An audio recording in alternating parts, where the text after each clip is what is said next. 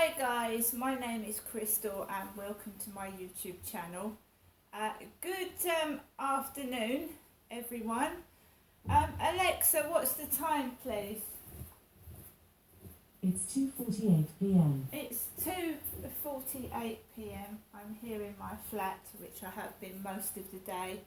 I've just come back from taking Max, my chihuahua, out for a walk around the Rochester Riverside field. What I find is that throughout most of the day, if someone can't get at me outside, they try to get at me through emails, through dating sites, and they know who they are, trying to manipulate me, try and jigger me up to do something bad, get involved in drugs or sex or whatever, and I'm just keeping myself to myself. I'm not a snob, I'm just keeping myself to myself. I don't want to get involved with people after what happened with that couple on the field on the day of King Charles III's coronation, because that's when it happened. This Charlie came up to me, introduced me to his girlfriend with long dark hair, and I've actually listened to a video of someone on YouTube going through the exact same thing as me, using what you say against you, making you feel like you're going out of your mind.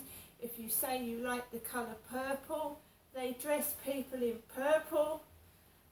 I know, I've been through it myself. I've been through it myself, and I'm still going through it now. They mind fuck you.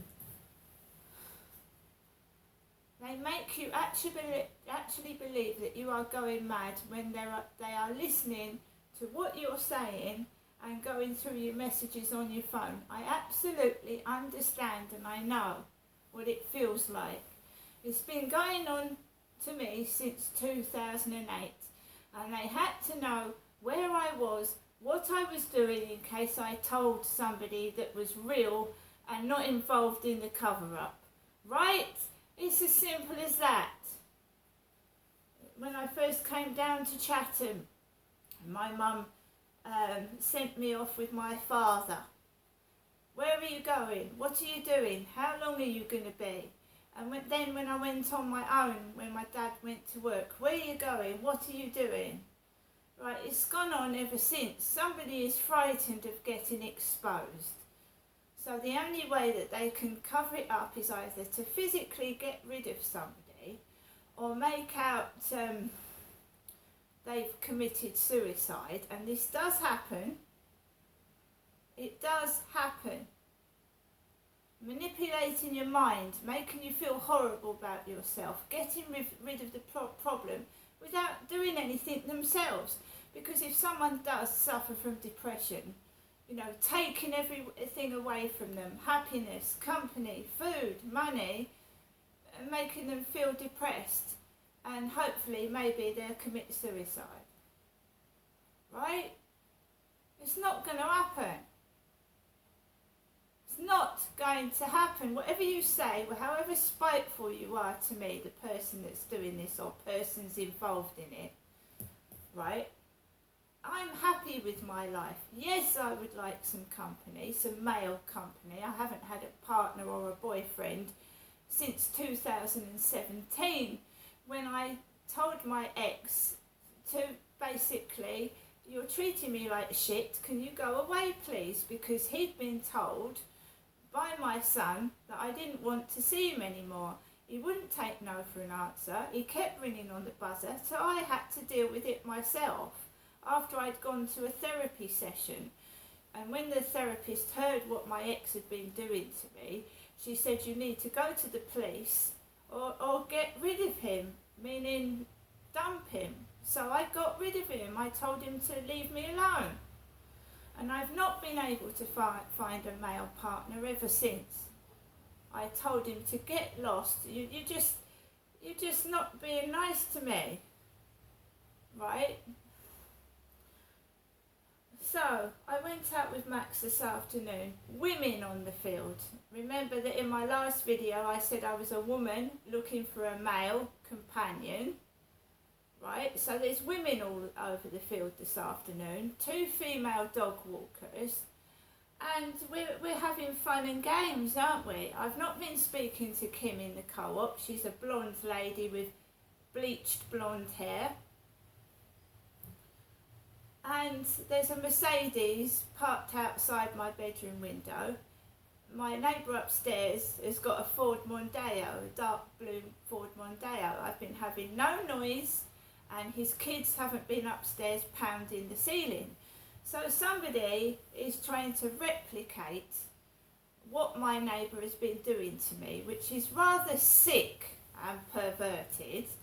So now we've got a Mercedes car outside my window with a very large driver in it with his cap on backwards, and he does come across as really, really big. He's bigger than my neighbour upstairs. He's twice the size of him, and you know, I don't know what this is being done for, but as I was coming home this afternoon, I don't know whether it was one of his kids, because he's another one that's got more than one child, went yuck as I was coming into the communal doorway. I don't, you know, if it's stopped, I don't need someone else replicating it. And why would you do that?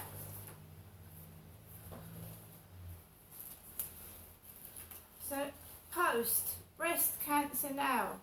Miss Marshall. Hello, Crystal. This August, thousands of amazing people will dust off their whisks, stick the kettle on, and get together with family and friends to hold an afternoon tea. Will you be one of them? So we've got a breast cancer leaflet, and Ryan Riley's lemon posset tart.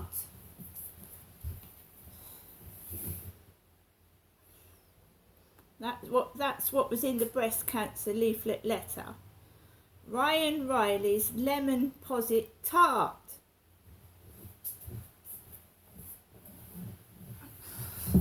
I'm a straight female. I don't have to keep saying that.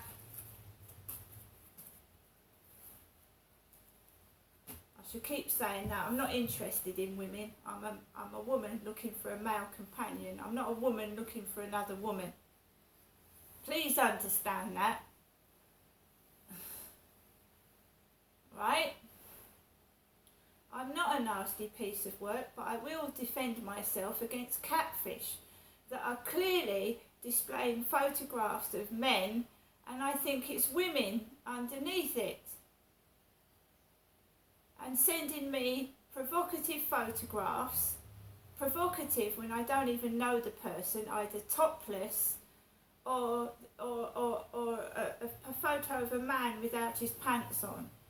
That is telling someone that that's being rude is not being a nasty piece of work, I'm afraid.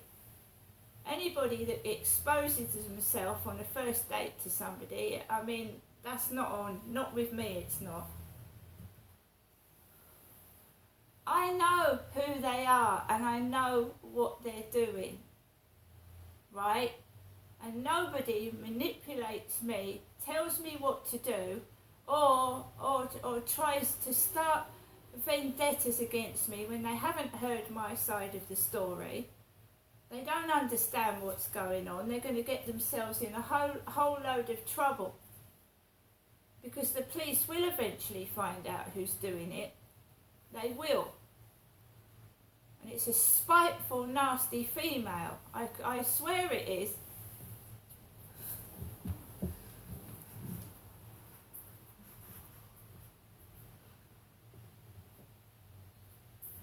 Well, as I was saying, I haven't seen Kim for about 2 weeks now. And that guy outside had a blonde woman with a bun in her hair, the same size as Kim.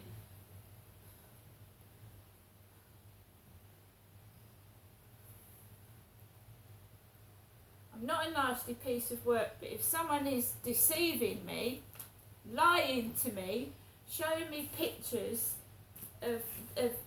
what's clearly not them, or a woman trying to get off with another woman by pretending to be a man, is disgusting. That's the worst deceit ever, that is. A woman pretending to be a man in a dating site.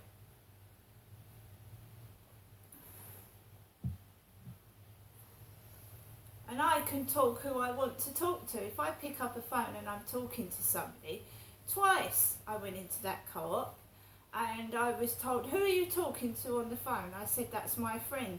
Or is it your boyfriend?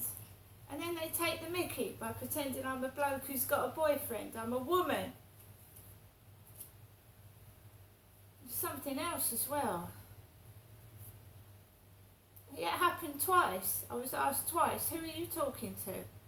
Oh, you haven't found someone, have you? I'll get jealous. I'm a woman.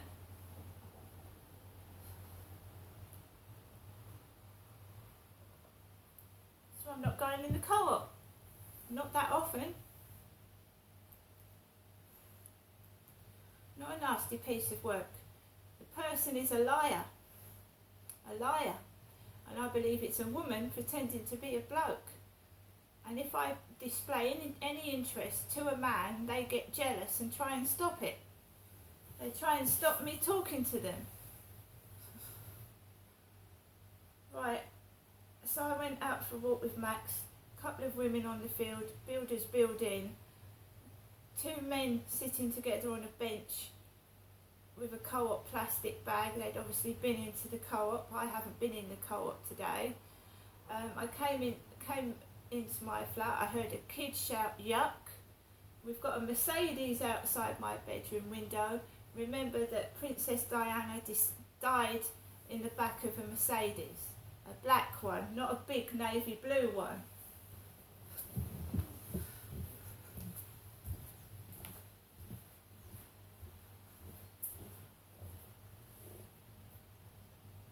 I think it's a Mercedes. It doesn't look like a Bentley, but it's a posh car. It's a posh big car. And my neighbour's upstairs is a navy blue Ford Mondeo, and all that crap has stopped. It stopped. And I you know, why does someone else have to start? Why? Because now everything's quiet and there's nothing going on. Does someone have to start replicating what was going on? That's sick. That's not right. What's wrong with you?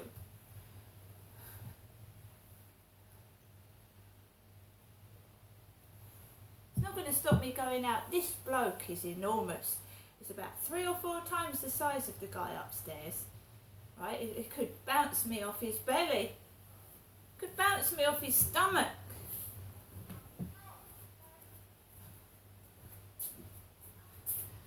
Now, we won't get into the intimidation techniques that were put on me at another place. I tell you now, I've gone through Levi Bellfield's history. Levi Bellfield, who's now in HMP Frankland, I've gone through his history. And he used to intimidate women with baseball bats and obviously hit them over the head with hammers. At one of my previous addresses, I got intimidated by a man parading up and down past the communal door with a baseball bat. A baseball bat.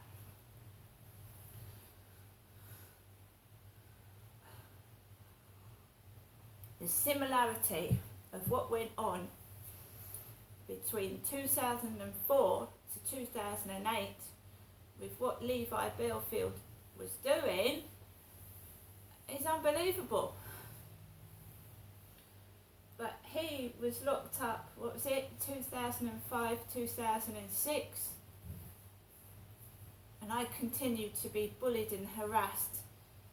This went on. I met someone in the internet in 2004 on the Telewest. It was Telewest Communications, and I was corresponding with someone in the internet. But this person said they came from North London, Camden and the Kentish Town area. It wasn't South West London, it was nowhere near Twickenham. But you've got to be very careful who you're speaking into the internet, because it's all right turning. You see, manipulators and psychopaths will manipulate you and say you're the nasty piece of work, when it's actually them that's the nasty piece of work, because they're deceiving me with fake profile pictures. Don't tell me I'm the nasty piece of work when you're clearly not being straight with me at all. And the amount of SIM cards you've got and the photographs, you're a danger to society, whoever you are. They've got vast amounts of SIM cards where they change their phone number when they get into trouble, as they did with that takeaway nuisance. Kept changing their phone number.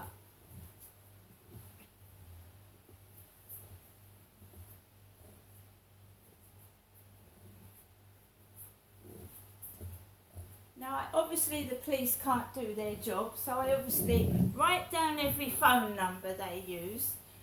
You ring them back, some of them answer, like that one did in Hastings, I'm in the bloody garden. Swore, I'm in the bloody garden. Or you get put to an answer phone.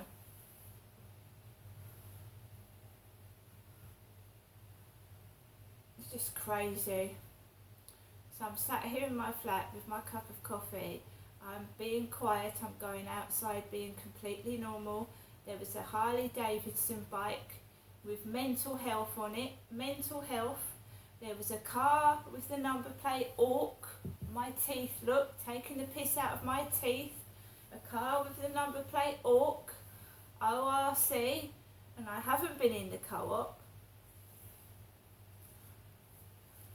So they're telling me I'm a nasty piece of work, you cunt. Number plates, Orc, mental. I'm the nasty piece of work, you are, you freak. See you later.